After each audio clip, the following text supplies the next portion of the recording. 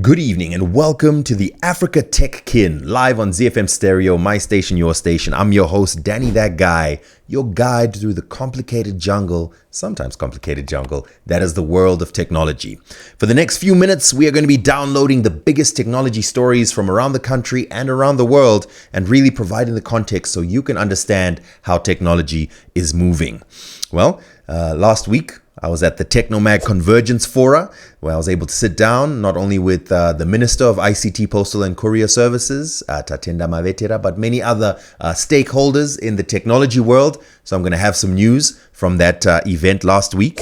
Not just that, there's also some other news. The government has just put out their EMAP Form 1 portal. So we'll be talking about that as your tech ombudsman right here on the show. Later, we'll also be taking a look at an internet service provider that's shutting down one of its services. Why? What's the story there? Not only that, we'll be looking at some positive news, the drone university and what that means for the growth of technology here in the country. There's global news as well. Some big news coming through from Google, some big news coming through from Africa as well as we discuss AI. So there's a lot we're going to talk about on this show. I would love for you to be part of the show. Please send your WhatsApp message to 0772 168 045. Or if you're watching this on YouTube or watching it on one of our social media platforms or listening to it via podcast, then please drop a comment as well. The hashtag we're using is Africa Tech Kin. Kin is spelled K-I-N because, as I often say on this show, we are a family. Kin and technology is what connects us. So let's get right into the show, shall we? Let's start with our first story, a major event that was on the local tech calendar that I attended last week. Not only did I attend, I also had the privilege of emceeing this particular event. It was the Technomag Convergence Forum that brought together all the key players, whether it's government, industry, regulators, even students who were in the same room to discuss some of the different things that are affecting the realm of ICT and technology as a whole. The guest of honor was, of course, the Minister of ICT, Postal and Courier Services, Tatenda Mavetera. And whoa, has she been trending on Twitter this week. Lots to talk about there. We won't get into too much of those other details, but I do think it's important for me to set the record straight as to what this event was actually about. So, long story short, this was billed as a more informal style of event in which all these different stakeholders could sit and say their piece, express their thoughts, express their recommendations. And the minister was in there listening, as well as the various other stakeholders were also listening. It allowed for robust debate, it allowed for different opinions, and there was a lot discussed in that particular room. So yes, there were influencers, but that wasn't the main story. It was one of the panels. We'll get into it. Let me start off by talking about something that the minister spoke about when she gave her address. She did open it up to questions as well. And one of the questions that she was asked was, why is it that Strive Masiwa, who has founded Cassava Technologies and is a Zimbabwean billionaire, one of the well-known names in African technology, his company has announced several investments into African countries with regards to AI. However, none of them are coming to Zimbabwe. Why? Valid question, I thought. Well, the minister also put forward her reasons as to why she believed that that was not coming through to Zimbabwe. And one of the things that she mentioned was the operating environment for different businesses. And she called for a relook at Zimbabwe's taxes, especially when it comes to technology companies, telcos, the ICT sector as a whole in general. She was calling for Zimbabwe to make investment in Zimbabwe a lot more attractive, a more attractive investment destination. Yes, we have engaged Mr. Strive Masiwa. And what we really want to appreciate that our president is doing is to looking at some structural issues which could be an impediment to that. Right. And through our visionary leadership of His Excellency, he has spoken about the issue of even our taxes. We need to look at even incentives. There's some certain incentives which are offered that we also need to embrace as a country. So this is a conversation that we are having even with the Minister of Finance. And we continuously need to be able to have it and make sure that we enable the environment more and make sure that we get more investments coming, not only even from Strive Masiwa, even from even other major players. What is it that they've done? I'll tell you. We've got Uzbekistan, which has even gone in and said 0% tax for any ICT company. But of course, for us as a country, we are still maybe not, we've got some limitations for us to do that. But let's work on it, let's work towards something similar to that, which will enable us to have more investment into the country. So she was advocating for a significant reduction in taxes for external companies investing in the country. Minister Mavetera also gave an update on what her ministry was doing with regards to Starlink. She indicated as part of her address that as a ministry, they were pushing for a ground station to be set up in Zimbabwe so that we're able to see what is happening locally in the country. In fact, Starlink has since been identified in Zimbabwe as one of its leading African markets, a direct testament to the appetite and readiness of our nation's innovation drive. We are now looking at the next phase, the localization of ground stations. It starts with the basics. Which are the basics that we need to be communicating today? Allow me again to actively say there is need for us to explore ways to attract and facilitate companies with the capacity to bring and operate ground stations in Zimbabwe, which will enhance connectivity quality, reduce latency, and improve resilience in our broadband infrastructure. My ministry is already working on frameworks to make Zimbabwe viable and attractive destination of such high-capacity investments. Of course, the Honourable Minister was not the only speaker at this particular forum. There were plenty of other speakers. For example, Dr. Innocent Mache, the Deputy Reserve Bank Governor, was actually saying that the future of the monetary policy for the RBZ is digital. Another representative of the RBZ, who was representing again the governor, Dr. John Mshayabano, of course the governor was not there, but this particular representative, an executive in payment systems, finance, marketing and operations, Mr. Douglas Muranda, he made a very interesting announcement, and it was that the RBZ was now putting in place zero-rated charges for all transactions below $5. That was very interesting. It got a big round of applause from the audience because I think not many people were expecting that. So it looks like the RBZ, as the regulator in the financial space, is going to be exempting all digital transactions on whatever fintech or whatever financial platform that you use, whether it's EcoCash, Inbox, Omari, whatever it is. If it's a transaction below $5, it should be free, and that it would be exempted from some of the various charges that are associated with these kind of money movements. Now, this was an announcement that was made at this forum. Of course, there will be need to follow up to see what is actually going to be implemented as it comes out into the market. So we will follow up, of course, with the RBZ, and we'll be paying attention to how these policies are implemented, but looks promising. We hope that this will indeed be implemented and reduce the cost burden, especially on low-income earners who are very often using these mobile money applications. Encouraging the use of digital payments more and more because we want to remove those costs and charges. My takeaway from this whole event: there's a lot that needs to be discussed. There's a lot of people that need to come together, and there's a lot of consensus that needs to be reached. Something else that I also learned: there's no one size fits all. There's so many different ways of doing things. So once we reach a consensus, we move forward as a country, and we can be able to see the growth of ICT here in Zimbabwe. Yes, there was a panel on social media discussions. The minister did invite onto the platform Madam Boss and Tariro Gezi to engage with her about what some of their challenges were with the use of social media. It's a brief panel. It must have been 15 minutes or so. And they basically mentioned that they've experienced cyberbullying, and they mentioned how very often in the corporate space they are not taken seriously whenever it is that they're trying to put forward their services. The minister gave some suggestions. Some other suggestions were heard around the room, but that really was just a footnote in the general overall discussion when it comes to the movement of Zimbabwe as an ICT hub in the region and our own policies going forward. Okay, let's move on from the Technomag Convergence Forum, and let's move on to something that we like to do on this show. We style ourselves as tech ombudsmen. Really, we're paying attention to the government and public institutions and how they implement technology for our benefit, hopefully. Well, this past week, we got a little bit of news that probably will affect a lot of grade 7 parents who are looking forward to enrolling their children in high school next year.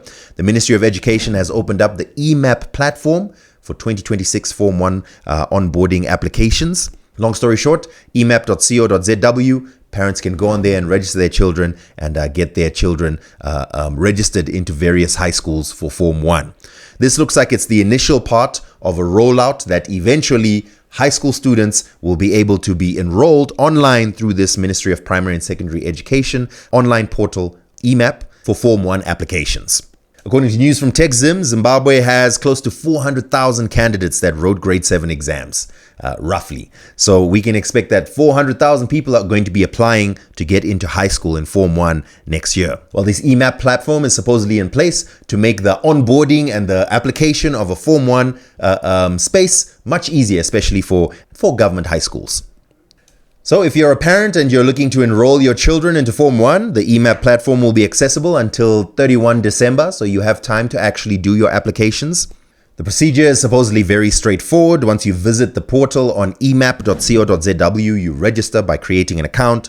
You log in, you select your 5 schools. There's no preferential or order to them. And then you wait for the schools to accept your application. Should your application be accepted, then all the other applications automatically fall away. But there is a warning that's included in this procedure. It says that you must be very careful about declining an offer. It is a final decision, and it's a risk that may result in your child securing no boarding place at all. So please get a little bit familiar with the platform before you just decline any offers that you receive, because you might find that it's an irreversible decision. Well, it's good to see that some of these systems are becoming automated and we're using technology to move forward. Really, at this point, you should be applying online anyway. So it's good to see that EMAP is online. Now we just want to see if it works. Okay, let's take a quick break as we continue with the show. When we come back from the break, we've got some more news, both local, regional, and international. Just a quick reminder, this is the Africa Tech Kin, K-I-N. Please use the hashtag Africa Tech Kin on whatever social media platform that you would like to use for us to be able to continue this discussion. It's a way for us to connect and to build a community of enthusiasts in technology. So hashtag Africa Tech Kin, and we'll find each other on there. In the meantime, my name is Danny That Guy. We'll be right back after this break. Welcome back to the Africa Tech Kin right here on ZiFM Stereo. I'm your host, Danny That Guy, and we're continuing our discussion of some of the big technology news items that came out this past week. And we're trying to see what context there is, how we can understand them, and what it teaches us about where we're going as a nation and where the opportunities are for you as well. Well, a couple of quick local technology news stories I wanted to bring to your attention. About last week, we discovered that Utande, one of the local ISPs, announced that they are shutting down their LTE and WiMAX services by the end of January 2026. The official explanation was changes in the licensing and regulatory framework on spectrum usage fees was the reason for this shutdown. Well, it seems that once again, the regulatory environment and the financial and economic environment is making it difficult for technology companies to really become profitable. It has to do with the cost of licensing and regulation, specifically the Unified Telecommunications license that Utande needed to be able to provide this service. And it turns out that this was a very expensive license, which was not justified by the demand of these services. So that's being shut down. Well, this is important news because as consumers, we want to have options when it comes to internet service providers that we're looking for. If you are currently an Utande customer using their LTE or WiMAX services, you've got a deadline. That's the 31st of January 2026. They are moving their customers, they said, to other options like fiber and VSAT, but it looks like it's the end of an era for that LTE or WiMAX technology. It's also a good reminder on the technological life cycle. Older, more fixed wireless technologies are being replaced by things like fiber and some of these more stable technologies that we have right now.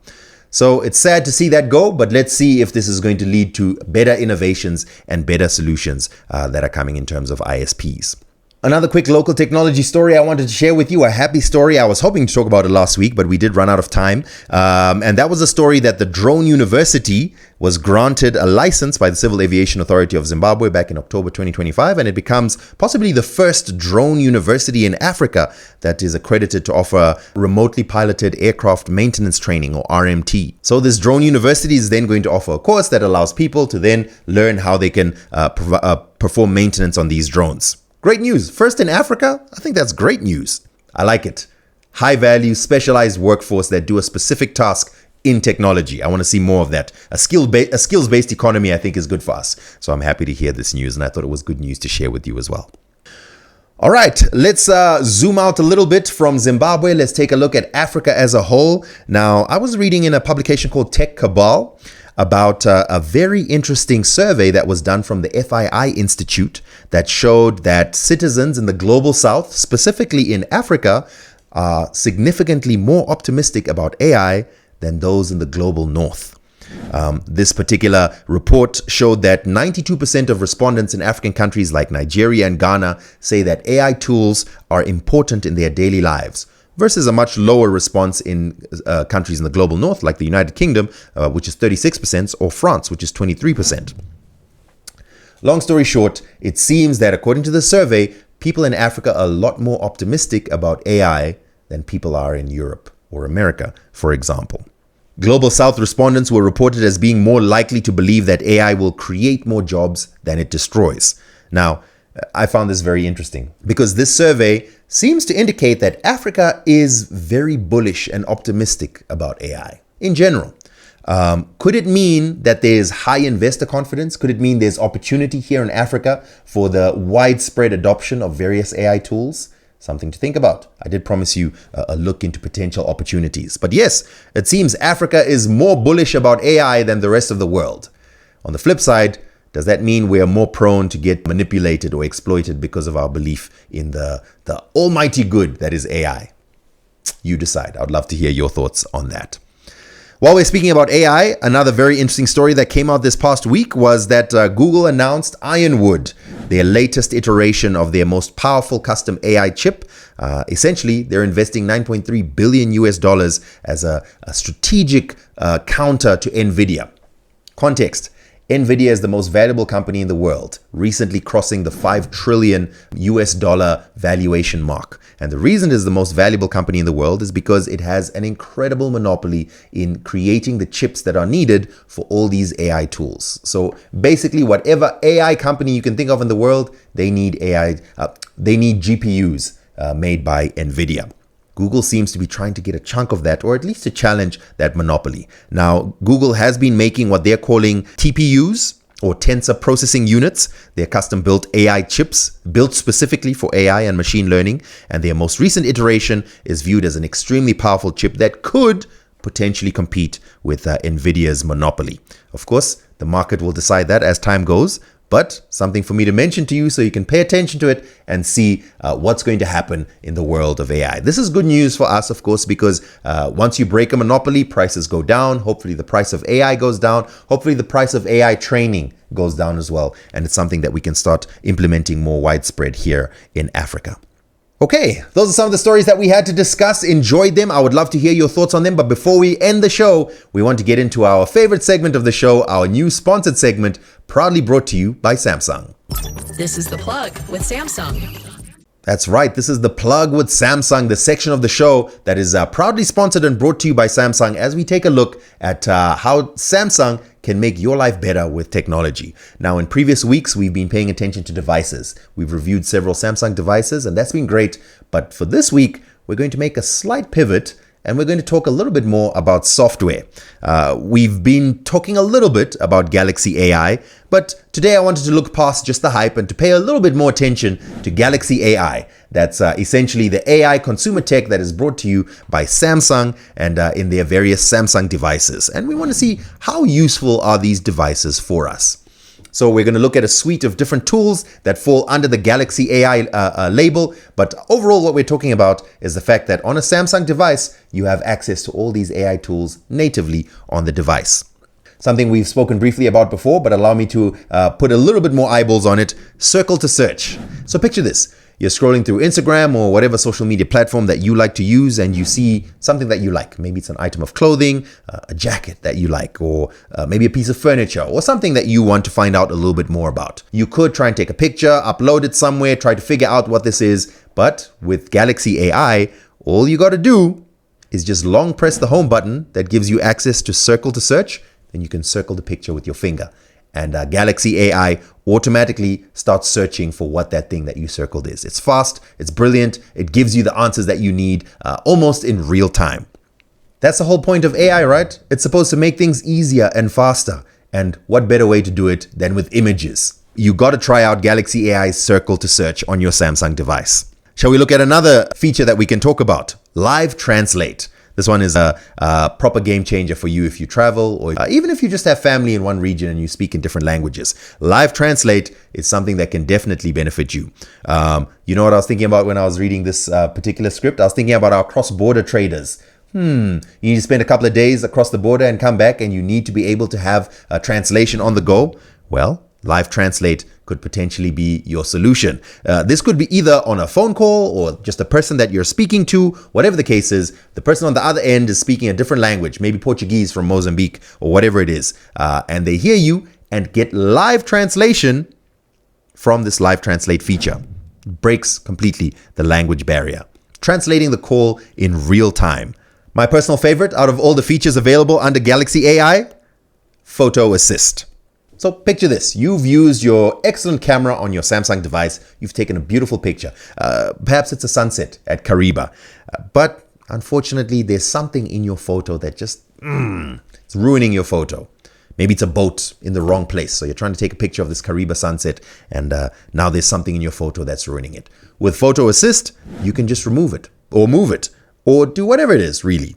Perhaps you're trying to do work for your business and you're taking product shots and you're uploading to Facebook Marketplace. But you look at it and, there's stuff in that photo that just isn't right. Or perhaps your lighting wasn't right, or there's background clutter. You can use Photo Assist once again to completely remove those things from your photo. It's basically generative AI that you're using from within your photo app, right in your gallery. Professional level editing with the power of Galaxy AI.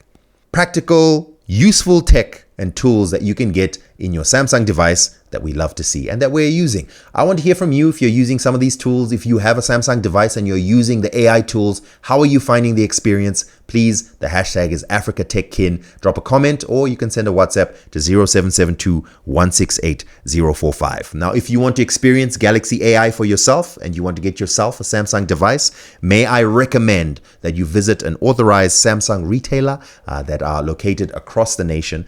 We have been promising that we're going to give you the list of the Samsung authorized retailers, and we're going to bring that to you so you can know where they are, but there are plenty of them around in the country. The goal, or really, of buying from an authorized retailer is that you guarantee that you're buying authentic, original Samsung devices, and you get yourself that warranty, 24-month warranty for your Samsung device. So please always buy your Samsung device from an authorized retailer, and the prices are competitive, and you're getting some great quality, as we've already discussed, especially from the software from your Samsung device. So if you're going to get yourself a Samsung device, please try out the Galaxy AI features and see if it doesn't completely change your life in terms of your day-to-day activities and operations. And we want to say thank you very much to Samsung for sponsoring this section of the Africa Tech Kin. We call it The Plug with Samsung.